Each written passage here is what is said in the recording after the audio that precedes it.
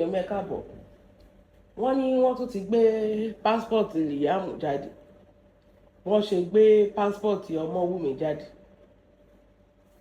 nígbà yẹn wọ́n lọ ti gbé ṣẹ̀wọ̀n pé Liam náà ọmọ international ni ó ti lọ Tanzania ó ti lọ Qatar ọmọ ọlọ́wọ́n kan jáyé kiri ní ayé tí ìran yín ò jẹ́ rí gbogbo àwọn tó ń drag Liam Naija náà àwọn most of them go ní international passport wọ́n ní wọ́n ti gbé passport Liam jáde nǹkan ẹyọ kan ni mo fẹ́ sọ fún yín ò bá ìwé yín kẹ́ gbẹ́pọ̀n Liam jáde ẹgbà kọ́ọ̀tì lọ tó bá wù yín kẹ́ gbé kórópọ̀n Liam jáde una should go to court we don't care anymore at this point because one thing is sure àti very daft man o àtàwọn wèrè tó so mọ́ o tẹ́ ẹ̀ wá justice tó dẹ̀yìn ló ṣe passport Liam ló tún pa Mohbad torí I don't even understand at this point fídíò mò ń sunkún lójoojúmọ́ pé Wùmí ló pa Mohbad torí royalty àti Ṣọlá pé sunkún pé Ìyábọ̀ ló pa ikú wo gan-an ni Mohbad kú mo ní Liam ló tún pa Mohbad so that kí gbogbo akọ́kọ́ síwín lọ́nà ká jọ sí èrè papọ̀ passport Liam tí gbogbo yín lọ gbé jáde ẹ jọ̀ọ́ kí nìyẹn túmọ̀ sí fún wa ṣé ìyẹn gba justice for Mohbad àbó gba royalty wọ́n máa lọ bí ṣe bẹ́yìn lẹ́sọ pé ẹ̀ ń wá justice how does Liam passport has anything to do with justice because kò yé mi anyone officer ọ̀nà ẹ̀mú Mohbad sí ẹ̀yìn náà lẹ́rí àwọn orí ibi tá a wà ní tẹ́ lọ gbé orí Wùmí sórí ọmọbìnrin mi tẹ́ fi AI edit orí Wùmí tẹ́ lo deep fake tẹ́ sọ pé òwò ẹ̀ wá ń ta àsẹ̀yìnwá àsẹ̀yìnbọ̀ kì í ṣe òwò Wùmí so kí lẹ̀ lè ṣe ilẹ̀ ní ṣe lórí social media nítorí kí ni torí content torí content lẹ fi ṣe gbogbo rádaràdá tẹ̀ ń ṣe so I'm not surprised anymore at this point ọ̀rọ̀ yín ò jọ mi kí lẹ fẹ́ gbé wá fídíò mú gbé bọ́kẹ́tì wá ó gbé whatsapp wá ó gbé trailer wá kí ni ò tí kò wá fún wa àsẹ̀yìnwá àsẹ̀yìnbọ̀ mo ní àwọn èèyàn tá a mọ̀ tó bá jẹ́ pé wọ́n ní evidence lóòótọ́ wọ́n á ti kí Wùmí mọ́lẹ̀ àìbáyìí ọlọ́pàá ti gbé if this VDM especially tó bá yẹ pé ẹ ní evidence kankan just a single evidence ó tẹ̀tí ẹyọ kan péré ẹyọ kan là ń dúró dé ẹyọ kan péré láti for the past 3 years tẹ́tí ń búlé Omowunmi ẹyọ kan àtàntí Bukky Haram ẹgbà san ẹgbà lọ́yà ẹgbà barrister kílẹ̀ ẹgbà tán ẹ fẹ́ lè lọ gbé Jésù Kristi kílẹ̀ ẹgbà tán still náà bó la já sí ojoojúmọ́ lẹ́ ń sunkún we have proof ààrí proof o if I start justice for Mohbad everything go ṣe kiri deni a sì ń dúró de start ni àti ìrí nǹkan kan since 2026 going 20 how many months ló kù kéèyàn wọ 2020 like 3 months plus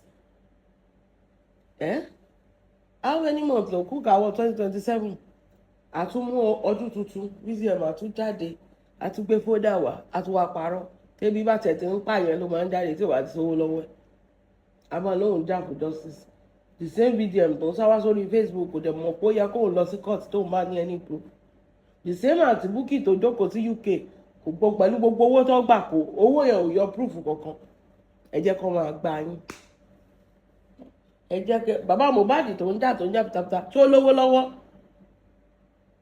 lówó lọ́wọ́ ṣèbówó yín náà ló fi ń rànnù gbogbo nǹkan wọ́n ti bóbó yín lórí social media why did he doesn't want to drop it why because he realized that owó ń jáde tó bá ṣàn tó wọ́n yẹn up ara ẹ̀ máa balẹ̀ á lọ sin ọmọ ẹ̀ bẹ́ẹ̀ ni á lọ ṣe kí ni á lọ sin ọmọ ẹ̀ ẹ̀yin ẹ̀ máa wò ó ti ní mo rí fídíò tí Queen Mother ṣe ti rí when you say somebody is unbothered that is how I want you to be for the rest of this year wọ́n máa lé ní wọn ní bá bẹ́ẹ̀ ni ó lóun rí gbogbo yín I see every one of you wo gbogbo orí burúkú tẹ̀ ń ṣe àtàwọn VDM o àtàwọn ṣọlá pé I see every one of you. I know what you guys are doing, but only mẹ́tàlá yín ò tó bẹ́ẹ̀. So last week video come out, I never talk anything. People that they run kìtìkìtì katakata, ta ló run kìtìkìtì kata. Only so lately, I've seen a lot of people screaming and yelling on social media against me and my family. I don't understand. This family cannot drink water drop cup. Tell about drag Juma. Mama drag Priscilla. Tell about drag Priscilla. Emma drag Yabo. I don't even understand the reason why Juma and Priscilla are in the conversation. I still don't get it up to today. I don't know how Juma and Priscilla enter the conversation.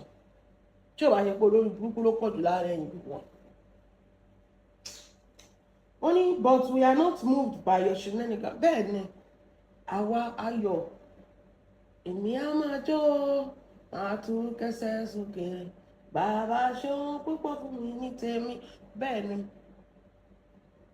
ayọ̀ làwa máa yọ̀ ní sáìdì bí ẹ̀yin lẹ́yìn lò sí, ẹ̀yin lẹ́ni evidence òfò tẹ́ ń wá kiri, ẹ̀yin lẹ́yìn lórí ibú. Now una get am.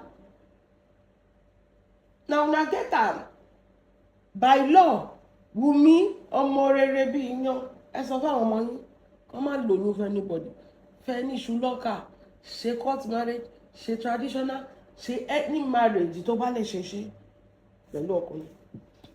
Gbogbo marriage tó bá lè ṣe kó ṣe. Do everything. Wo torí rọjọ́ báyìí ni torí àwọn olórí burúkú bíi bàbá Mohbad wọ́n á nẹnu ìgbà tó ti wéèsì ilé ayé wọn gbogbo ní gbogbo ìgbà rí bàbá Davido kí ni èjì bàbá Davido kí ni èjì bàbá Mohbad. Bàbá Davido tún ju bàbá Mohbad lọ. Bàbá Mohbad kan wà ní ayé asán ni tó wéèsì tó fi ilé ayé wọn mọ tí mo pàràgà dànù. Wọ́n wá ń jókòó ogún ọmọ tó ti kú ogún kọ́ pé fún yín gọ́gẹ́ má lè gbà pé báwo mo ṣe máa gba ogún ọmọ mi. Ogún ọmọ tó ti kú ni bàbá Mohbad jókòó tí tó rànjú ó lè. Only some of you think you can maneuver your way with different agenda. Exactly. The agenda at this point, níbi tá a dé ní Nàìjíríà, VDM's agenda, it refused to agenda. Ó refuse to agenda. Ó ti pẹ́ tó ti ń push agenda. Ó ti pẹ́. But the agenda ṣe kí ni? Refuse to agenda. It refuses to agenda. Manipulations. But you all have failed woefully. Of course they will fail. What have been later about ṣe ilé tẹ́ bá content ṣe foundation ẹ̀ dáadáa. Kí ló máa gbẹ wíwó ló máa wó now. You know the truth, you know this thing. You call everybody wey no dey inside the house. We have issues with Wunmi. You were one-sided. If tó bá yẹ pé video mo gbọ́ ni, why was it one-sided? If you want to do something plainly, you have to on the left o tún kọ́ àwọn bàbá Mohbad kan wá ṣe interview lọ́dọ̀ ẹ̀. On the right o kọ́ àwọn bàbá Mohbad o kó Naira Marley on the left o kọ́ àwọn Wunmi on the right o dẹ̀ ń kígbe pé wọ́n pa Mohbad ni. Not even a single person that was in the house was in your interview if you're smart. Not even a single person. Ènìyàn tó tún súnmọ́ inú ilé was the driver. The driver that was outside. What happened inside the house? If you are smart, the way you are smart, the way you think you are always smarter than everybody. Fourth arm of the government, olùlẹ̀. Ẹ wá ń lo manipulation. Ẹ wá ń lo public ní. Kó ṣàbùlé ẹ̀ ni. Kó ṣàbùlé ẹ̀. No, we are educated. Give us a proof. Ẹ ti pọ̀jù kẹ́ má ní proof lọ. Ẹ ti pọ̀jù lórí Wunmi àti Liam kẹ́ má ní proof. Imagine bàbá Mohbad ò ní proof, VDM ò ní proof, àti Bukky ò ní proof. Ẹ máa pọ̀ gan.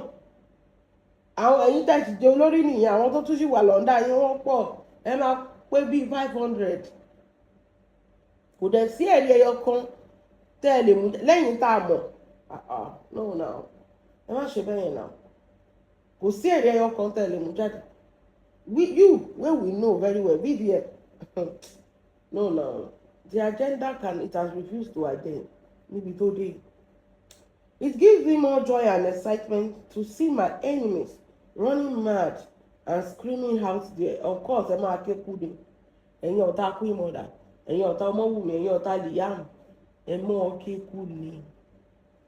Bẹ́ẹ̀ ni, ariwo ayọ̀ ò lè sọnù lẹ́yìn. Ẹ mọ́ sunkún kú ni. Ẹ̀rí bó ṣe ń live life. Look at women. Ìyàbọ̀ tó ti fẹ́ release àwọn ọ̀nà movie báyìí ní December. Look at women living life. Look at all these jobless idiots. Bukky kò síṣẹ́ lọ́wọ́ ẹ̀, BGM ò níṣẹ́ tó ń ṣe, bàbá Mohbad kò síṣẹ́, ilé sanmi òṣì yẹn náà, àwọn òyìn náà ò níṣẹ́ tó ń ṣe. Kọ̀ǹfọ́, iṣẹ́ òun gbogbo wọn ṣe. Wunmi is a hair vendor. She's also a fabric seller. Ó tún ta aṣọ. Ìyábọ̀ filmmaker, Amala Sports, gbogbo ẹ̀ ló ń ṣe papọ̀ ọmọ lọ́wọ́ influencer. Look at the lives of the people that want to bring them down. Ẹ wo Ṣọlá pé náà gbájú ẹ̀ ni ẹ wá da neighbor mi. Look at the lives of these people that want to bring other people down. You will know that one in life. They don't have anything good happening for them. Check it now. Ẹ wo Lizzy bó ṣe ń pariwo lórí ọ̀rọ̀ Ìyábọ̀.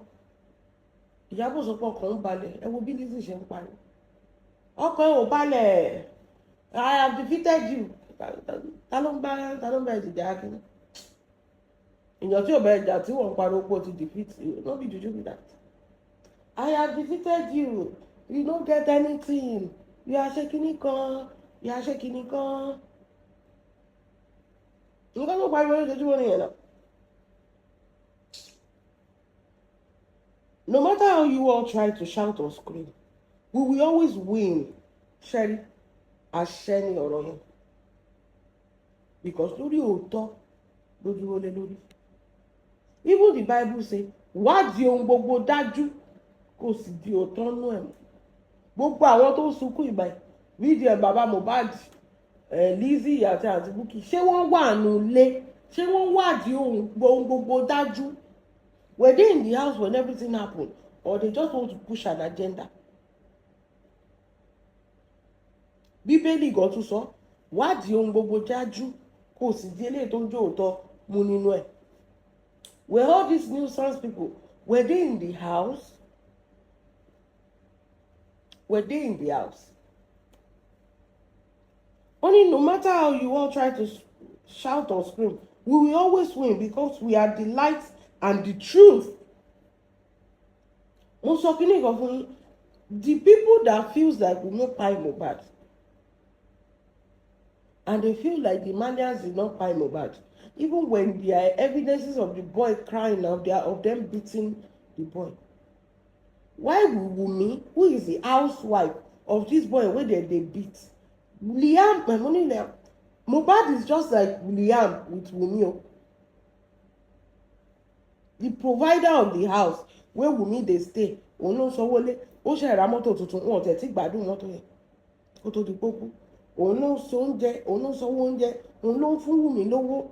Ṣèbó tún sọ ọ́nù kíní, I gave your mama 400,000. So why would Wunmi want to buy somebody that is taking care of her? Think about it. But the Malians wey hold the person money, they no have a motive to buy her. The truth is right there. Wọ́n kàn manipulate òótọ́ 30 money to fit their agenda. Ẹ wo Bukky bó ṣe wá. Owó làwọn ní káwọn ṣe second autopsy, second toxicology, àwọn fẹ́ gba sọ́ọ̀tì àsẹ̀yìnwá àsẹ̀yìnbọ̀. Ìwò ló já sí ṣáà fún wọn lówó. BDM, I have IP of WhatsApp, I have evidence. They run kìtìkìtì. They knew kí ló jáde. Òun ni mò ń sọ fún tẹ bá tú díẹ̀. Òótọ́ lẹ máa bá ń bẹ̀ because Wunmi did not buy that boy. You are bullying the wife, forgetting that àbúrò Mohbad wà nínú yẹn. He was there, right there. He was upstairs, he wasn't downstairs. Mohbad manager was there, you know, na no bully them, but na Wunmi una dey bully. So ó máa ga Mohbad lọ́rùn. Mo máa ń sọ kíní kan, èèyàn méjì ò lè, èèyàn méjì èèyàn méjì tí mo fẹ́ kẹ́ wò mọ́ Wunmi lára tó dúró ti Wunmi gbágbágbá. Number one, àbúrò Mohbad. Ẹ jẹ́ mọ̀ pé àbúrò ọkọ ò kì í láìkí ìyàwó, kò sí bó ṣe lè ṣe. Number two, ìyá Mohbad tó tún bí Mohbad fún rẹ̀. Àwọn méjèèjì dẹ̀ dúró ti ọmọbìnrin. Àwọn tó wà nílé, of course ó yẹ kó ti sọ fún wa by now, it's over 3 years. Pé nǹkan báyìí ló ṣẹlẹ̀. What happened? There was nothing. It's not like they kept them quiet. You cannot keep 15 people quiet. Báwo ló ṣe fẹ́ ṣe? Ṣé tó bá keep 15 people quiet? Ṣé tó fẹ́ lọ keep gbogbo judiciary quiet? Gbogbo lawyer, gbogbo ọlọ́pàá quiet? Gbogbo crime scene investigator, ṣé tó fẹ́ lọ keep wọn quiet? Ó tún keep immigration quiet. Torí ẹ̀ ló ṣe ń forge document tó dẹ̀ fly out. See, know the truth, and the truth shall set you free. Lọ́rọ̀ tó wà lẹ̀. If you believe that Wunmi pay anybody, ó kù wọ àtẹlẹ́dẹ̀, because you want to be manipulated. Mo lè sọ fún yín, èèyàn ò lè pààyàn kó ní confidence tọmọ yẹn ni. Kò lè pààyàn kó ní kó sọ pé ẹ jẹ́ a lọ ṣe DNA. Ẹ mọ̀ kó obìnrin ti gba DNA yẹn ṣá, ó ní ẹ lọ ṣe, ẹ jẹ́ a ṣe. Bàbá Mohbad ló sọ pé òun fẹ́ kó lọ ṣe lọ́run, òun fẹ́ kó lọ ṣe láyé, òun fẹ́ kó lọ ṣe lọ́dọ̀ èṣù. Bó ṣe ń sákì, bàbá Mohbad ló ń sákì ló kì í ṣe Wunmi. Ẹ ṣe DNA, bàbá Mohbad sọ pé rárá o, òun ò fẹ́ DNA Nàìjíríà o, amẹ́ lòun fẹ́ o, ó yẹ lọ sámẹ́, sáìtì táwọn pípọ̀ yìí mú, òun ò fẹ́ o. Bàbá Mohbad ló ń sákì. It's not even the girl. The girl just sit down dey look now pé wetin you want? Ẹni kó lè sáúsá, ẹni kó jọwọ́ ẹ̀ lẹ̀, kí lẹ tó fẹ́ kó lè ṣe? You want DNA, she has given you approval to go and do DNA. See, you say no, you don't want it like this, you don't trust all the Nigerian hospital, you don't trust American hospital. Ẹ jọ̀ọ́, ẹ ní tọrọ ikú fún àwọn òwádìí báyìí. Kó gba ẹjọ́ láyé, kó lọ gbọbẹ̀, kó lọ gba DNA lọ́rùn, because I don't understand. Kó mú sample láyé, kó lọ gba result lọ́rùn, because kò yé mi. Let this girl breathe. Ibi tá a ṣì wọ́n tá a ti yanjú ẹ̀ ní wèrè kan ti ń sínwín tó tún sọ pé Ìyábọ̀ ló tún pa Mohbad. I don't even understand. Mi ti ẹ̀ mọ̀ bí tá a tẹ̀ ti fẹ́ bẹ̀rẹ̀ ni. Only because we know the truth. Ṣé rò pé okay, you said Ìyábọ̀ has access to Wunmi. Do you think Ìyábọ̀ will cover Wunmi? Ìyábọ̀ that we know. Come on. Ìyábọ̀ that we ṣe kí ni? That we know. Do you think she will cover Wunmi? Ìyábọ̀ tá a mọ̀. Ìyábọ̀ ò ràn yàn. Only we will always win because we are the light and the truth, and we always prevail, and there's nothing you all can do to me and my. Only kò sí nǹkan tẹ́ lè fọmọ òun ṣe. Kò sí nǹkan tẹ́ lè fi Juma, Rakim, Festus, Priscilla pẹ̀lú Ọlọ́run ibi kan ò ní ṣe wọ́n. Only keep trying. Bẹ́ẹ̀ni, ó ní ibi kan kò ní ṣe àwọn ọmọ yẹn. Kò sí nǹkan tẹ́ máa fi àwọn ọmọ ọlọ́mọ ṣe. Orí àwọn kan ló bà tí ń jẹ́.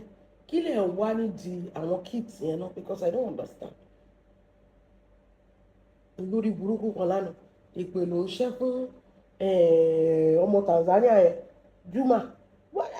Kí tún ní ti Juma báyìí ní gbogbo ogun tó ń jà ẹ̀ báyìí, torí I don't understand.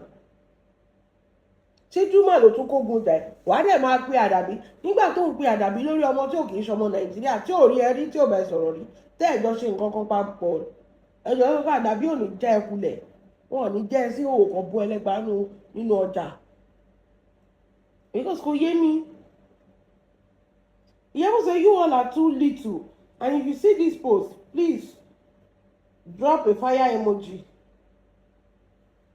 I want fire to burn on my enemy. BDM bring bucket, Ìyábọ̀ bring fire.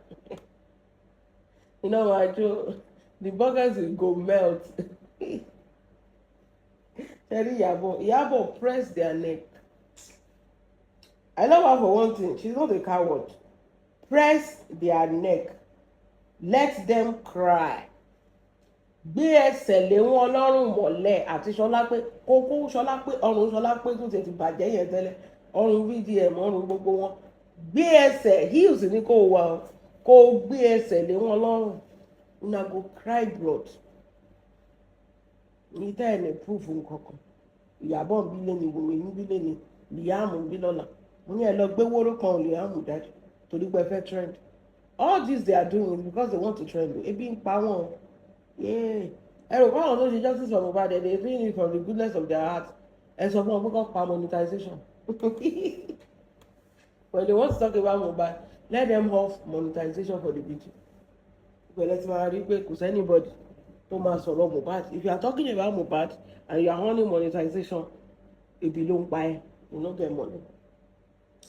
Then àwọn tó síwọ́n inú ayé ìyẹn Ṣọlápé only breaking news. Nigeria, I have evidence. I am going to post this morning of how Iyabo secretly spy her innocent targets and claim properties of them. Wọ́n sọ pé Wùmí àwọn ará ṣé gbogbo yín kọ́ wọ́n kọ́ ibo náà ti kó yín wá gan-an. Ẹni Wùmí ló pa Mohbad ogun lọ́rùn. Ẹni Iyabo ló tún pa Mohbad. Jọ báwo ni Iyabo tún ṣe pa Mohbad o? Ṣé òun ló tún fa nítan ya ni because I don't understand at this point. Àwọn máa wí táyé àwọn wèrè yìí máa wí tọ̀run. Nígbà tí Lizzy sọ pé Iyabo pa Mohbad torí property ṣé wọ́n máa ń pé tọ́ ẹlẹ́dẹ̀ kó kan lè mọ̀ mú ni we will keep saying this because ní gbàṣẹ. Nígbà táwọn fara wọn tó dúró tọ̀ràn gbà ní gbà o. We will not ṣe kí ni we will not accept. Ó lóun ní evidence gbogbo wọn ló ní evidence. Gbogbo yín gbogbo yín lè máa ní evidence. Ó lóun ní evidence ibi tí Ìyábọ̀ tó ti pa Mohbad torí property. If you get any evidence kí ni a máa ṣe go to court. Ẹ máa máa dìdà wà láàmú lórí social media torí pé ẹ fẹ́ monetization. If your papa gets evidence ẹ gba court lọ kẹlọ ṣe kí ni kẹlọ explain ara we don't care. We honestly do not care. We honestly do not care. Nǹkan tí bá bẹ́ẹ̀ ò bá ní ẹ̀yin lẹ́mọ̀ ni. If you get evidence, the evidence full that back wey we dey bring, take it to court. Everything na suya paper because you can still not prove that will make Pai Mohbad. You can still not prove that Liam is not Mohbad's kid. Nǹkan méjì tẹ́ ń sunkún lé lórí. You don't need to cry. That's why Iyábọ̀ ó fọwọ́ lẹ́rán wò yín ràn pé una go cry time. You don't need to cry. You don't need to do anything. Bẹ́lẹ̀ ṣe bí ìwọ ṣe ní evidence ní VDM náà ṣe ní evidence pé Wùmí ló pa Mohbad dè ní àárín kankan. Ìwọ náà ti ní evidence pé Iyábọ̀ ló tún pa Mohbad. Èmi gan ti ní evidence mo ní Liam ló pa Mohbad sí. Liam jókòó lé lọ́rùn ni bẹ́ẹ̀ ni torí gbogbo èèyàn ló fẹ́ máa sínwín sí ẹ jẹ́ kí gbogbo akúkú sínwín papọ̀ àní Liam justice for Mohbad Liam ló pa Mohbad that is it. Just imagine Ṣọlápé you get evidence o ní evidence ayé láti rí bẹ́yìn ṣé o ní evidence ní láti fẹ́ para ẹ̀ sínú ilé tó lọ ń gbòkú oògùn ikú jẹ́ ó fẹ́ para ẹ̀ sí ẹ lọ́rùn you get evidence ní ayé ẹ̀ ṣámálámálá tó cancel ẹ̀ ó ní Ìyábọ̀ ló pa ẹ̀ tó rí ibi tẹ́lẹ̀ ṣé ẹ̀sùn ẹ̀kọ́ rí síbì kan because I don't understand this one say na Wùmí this one say na Iyábọ̀ which person gone now we go hold for the pie of Mohbad me I dey drag Liam which person we go hold for the pie of Mohbad I don't understand. Something is not right. Baba Mohbad want to collect money and go and spend it. He's angry that they are giving Liam money. He's angry that they will give Adura. These are still young boys that can still use that money to do something in life. For this man, they vex. Say, How you go give Lagbaja this money? How you go give Tamedo this money? Hey, just imagine. Now this one the best. Say children, pikin, young boy, Mohbad younger brother, the name dey there, let them give him money so that he can use it to do something with his own life. Liam, which is still a baby, he go still go school. Let them give him money so that he can have a better life and better education. Oh, I say no. Èèyàn tí ò lè tọ́mọ tó sọ pé kán bóun kó wọ ọmọ kan. Èèyàn tí ò lè tọ́mọ tó ní kán bóun kó wọ ọmọ. Ìyàbọ̀ ló tún pa Mohbad. Orí yìí ti burú. Only I have evidence of how Iyabo secretly paid their innocent targets and claimed the properties of them. What is the property mélòó? Iyabo ti gbà sí. At least tó bá exactly. What is the property? If you are not brave enough, don't watch. Said by Lizzie. Lizzie also said she knows it's a big allegation to accuse someone of pie and also the implication. What is the real problem of Lizzie? Why can't you take the evidence to court? One more so this Jerry Guinea is very, very, very, very simple.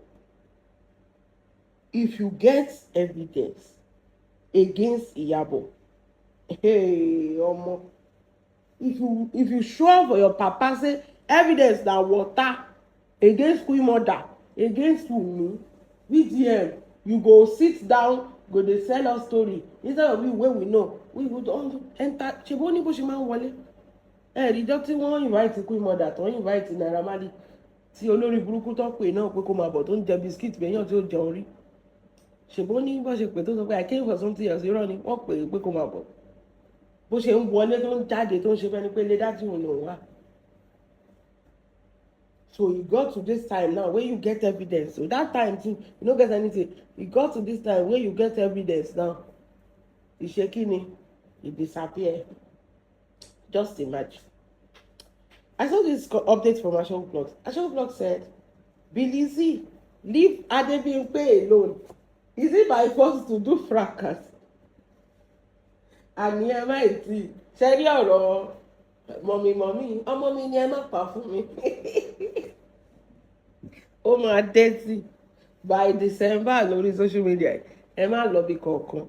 Ṣé rí ọjọ́ títí iṣẹ́ mẹ́yẹ bọ̀ lápò ni ẹ má tí update fẹ́ jẹ́ kó dátọwọ́ ẹ̀ lẹ́nu. Ṣé rí ojú Adébíyìnpé ó máa bójú ojú anybody ẹ má rẹ́rìn ẹ̀rín ló máa ń dùn yàn. Ashow Blog, please ó tẹ̀ sí tójọ́ mẹ́ta, where have you been? Don't update for Lizzie for now. Ó ń mú bọ̀ ó mẹ́yẹ bọ̀ lápò díẹ̀díẹ̀ bí dúdú ni bí ìfúnfún ni ẹ wo ayé Adébíyìnpé Olómilábẹ́ ó máa bàjẹ́ sí ọwọ́ wa lórí social media ní nǹkan tí Lizzie máa fojú ẹ̀. Wọ́n ní Bilisi leave Adébíyìnpé alone. Is it by force to do fracas and be doing unending fighting on social media? Na by force o. No be Adébíyìnpé come dey tell us say ọmọ mi ni ẹ má pa fún mi. If you don't like Lizzie, you cannot like me. Na she call now. Na she ṣe kí ni? Na she call for this now. She has the opportunity to leave this ọmọ aláìgbọràn when MHM was leaving, when Obanla was leaving, but she chose because ebi ń pa wọ́n dẹ̀ ti promise ẹ̀ lọ́yà during this cutting. Dèrè báyìí etí ló fi gbọ́ kò rí nǹkan kan. Ẹ wo ẹ jẹ́ kó para wọn. It's by force o. Tí Lizzie bá lè máa kó aṣọ àlòkù fún Z-Dog mọ nǹkan t'Adébíyìnpé náà àti lọ gbà. Ó ní ever before you even do gbọkọgbọkọ. In your ajaku akata Yorùbá ilé o. Is your way right from Instagram fighting all your colleagues? You already fight Toyin Ayomaku before you join Bola Tinubu to it in 2019. Fighting is all you know how to do on social media. It has no end. Adébíyìnpé is tired. Kò yẹ kó rí bẹ́ẹ̀ o. Ẹyẹ ilé ò ní gbọ́ nílé jẹ. Mọ̀mọ́ Adébíyìnpé òwe kan òwe ẹ̀yìn àgbà náà máa pa fún yín. Ẹyẹ ilé yín ò gbọ́dọ̀ bá Lizzie jẹ kó bá Lizzie mọ̀. Àbúrò yín ni o. Kẹwàá yẹrí ń sìn o. Ìjà ẹ wo ẹ máa jà kú ni o. Ẹ gbé ilẹ̀kẹ̀ lẹ̀ ẹ gbé crown lẹ̀ ẹ lọ bá àbúrò yín ó need yín right now.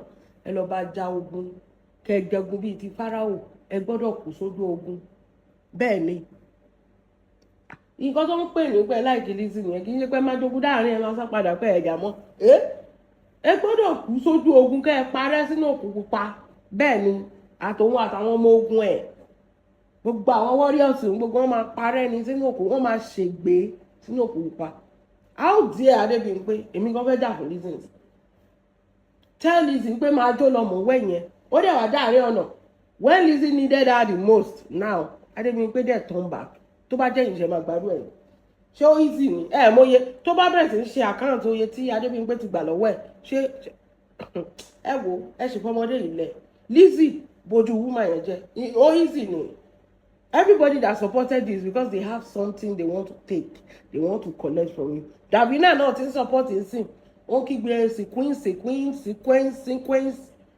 ó fẹ́ gbaṣọ ni ẹ ti máa mọ̀ ẹ wo ọjọ́ tí Adébímpé àti mọ̀mọ́ Àjàrà Bùkà ń jà tí Adébímpé wọ́n mọ́ mi wọ́n ti bú mi wọ́n ní mi ní gold wọ́n ní mi láṣọ wọ́n ní mi nílé ọmọ mi wọ́n ti bú mi o ṣe mọ̀ bí Lizzy gbé gold fún màmá nígbà yẹn so how dare mọ̀mọ́ Adébímpé leave now when she has collected everything ó ti jẹ ó ti mu ó ti yó ẹ̀rí bí pẹ̀ ṣe gbogbo nǹkan náà ti máa fún àbí mọ̀mọ́ Adébímpé wá sọ fún òun ò jẹja lọ́dọ̀ Lizzy àti bọ̀dá Láti stop well. Bẹ́ẹ̀ni, Lizzy has the right to do that to her because she too she has collected from Lizzy. Adébímpé ò lè yẹrí o kò síbi tó wọ̀ lọ́kọ́ di first stage lẹ́nu àwọn ọmọ drag yẹn. Bẹ́ẹ̀ni, we are going to because you have used your mouth to say that ọmọ ẹni kọ́ máa pa fún ẹ ìwọ ló wá fẹ́ pa Lizzy nsí because this is the time she need you to stand gidigba o dey chicken out and you left her alone. After collecting ládùúrú nǹkan tó fún ẹ yẹn ládùúrú gbogbo nǹkan tó kó fún ẹ and you left her and you leave her alone and you left ẹ fẹ́ lọ́jọ́ lórí ọjà mọ́ orí Lizzy gan máa burú tí ò bá drag ẹ orí ẹ máa burú ni tẹ́ bàbá yára yín bẹ́ẹ̀. Wọ́n ní Adébímpé is tired same way Esa Bandit DKY P&P Kwame MHM Aroke ṣe Gbogbo Snare Ṣégeya and 100 other bloggers working for you since 2017. Orúkọ ẹ̀gbọ́n pọ̀. Leave Adébímpé alone. She's tired. Continue your orí burúkú ẹjọ́ wẹ́wẹ́. Àbàkú láṣọ ewúrẹ́. Both of you still dey play. After Lizzy did 10 videos to curse MHM out, she still send her money for birthday as a trap and later continue the fight. Na here we go dey. Aláàfin ọ̀rẹ́ bí kan mi ò mọ Yorùbá yẹn má bẹ̀rẹ̀. It's hilarious seeing Adébímpé trying to explain the Lizzy's video to us like we are deaf and dumb like she be.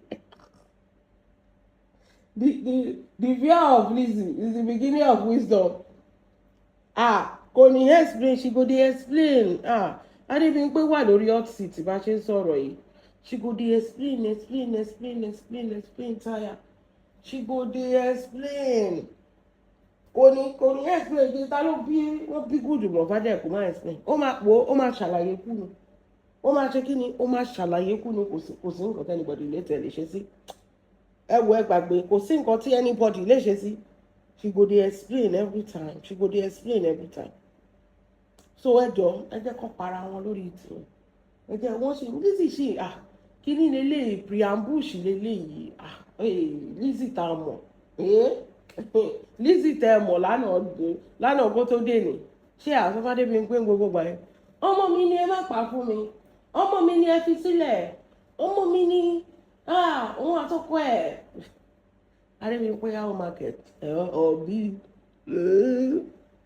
máa ṣe analysis tó gbá sí ọjọ́ tí Lizzy bá máa bẹ̀rẹ̀ ìgbésí ayé yín pàtó àbáyé ẹ wò bí mo ṣe máa fata sí ni wọ́n máa fi yọ̀ sí ni wọ́n máa fi kọrí sí gbogbo ẹ̀ ni màá sọ ọdún ní máyọ̀kùn yẹn wọ́n máa ro gbogbo ẹ̀ papọ̀ báyìí ni tí ì rí nǹkan kan ẹ̀yin àgbo òṣì olè alátẹnujẹ olè tó bá ti rówó olówó ranjú nǹkan ní nǹkan ranjú ṣèbí ọ̀rẹ́ ẹ̀ ló wà lọ́dọ̀ Lizzy ìgbà tọ́rẹ́ ẹ̀ dẹ̀ lọ ó dẹ̀ kúrò lẹ́yìn Lizzy ó lọ bá kinní jà ọba ńlá jà torí kó fẹ́ máa gbowó lọ́wọ́ Lizzy kan ni ṣé àmọ́ owó ṣe ń ṣẹlẹ̀ tí ì mọ ẹ wò ẹ jẹ́ a máa lọ a sì fi eléyìí ṣe preamble ni wọ́n náà gbé passport lè yá àwọn jáde mo yẹ ẹgbẹ́ ẹ̀kọ́ ẹ̀ jáde ẹgbẹ́ nílùú ẹ̀gbọ́n jáde we care less èyí tẹ́ ẹ̀ gbádùn.